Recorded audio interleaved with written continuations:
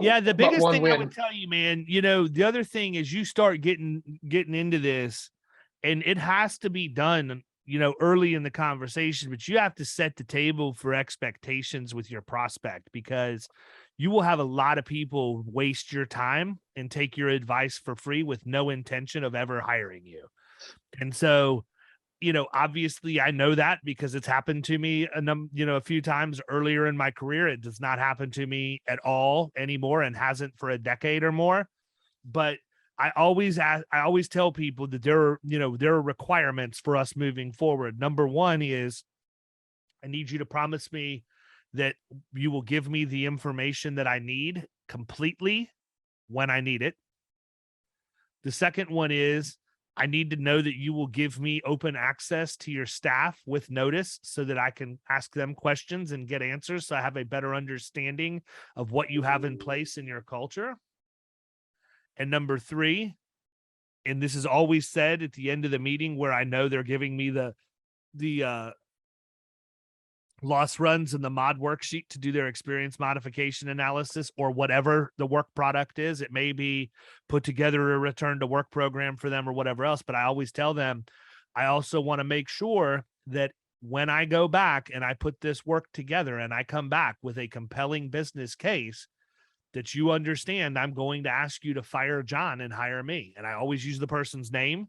I make it as personal as possible, because if it's going to be an issue, I'm going to see it in their body language, or they're going to hesitate when I say it, or they're going to hesitate when they go to answer me. And so I want to put it all on the table, and I want them to know exactly what I'm going to do. And then at the end of the meeting, I say, look, next time I come back, here's what we're going to do. I'm going to walk you through all of the findings of our analysis. And at the end of the meeting, I'm going to ask you to hire me, just like I told you earlier. And I want to make sure that we're on the same page. Does that sound fair to you?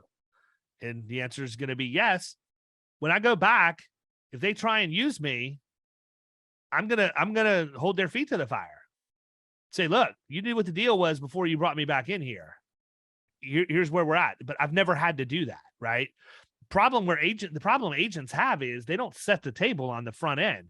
They don't have the balls to ask the question. They don't have the balls to say, you're going to have to fire so-and-so. How the hell do they think this works, man? I mean, and so that's the issue. That's where you start running into people who, and you come from a bit of a captive background, but that's why you see so many people that are so negative and averse to the agent of record letter. It's not done right, right? An agent of record letter in and of itself is no different than a hammer. A hammer is a tool. You can use it to build a roof. You can use it to crack somebody's skull. It's not the hammer that's the problem. It's the person that's using the hammer. AOR is the same way. All that is a tool that allows a client to maintain their coverage with the same carrier that they have a relationship with using an agent that has a better value proposition for them. And it's going to deliver a better overall client experience. So if they're not willing to give me the information, give me the access and fire their existing agent, I'm going to know that before I waste any more time. I'll take the first meeting with anybody, but I'm going to know at the end of that first meeting if it's going to make sense or not. And if they say, no, I'm not willing to do that, then I'll thank them for meeting and wish them the best. If anything changes, feel free to reach out. We'll put them back into our remarketing.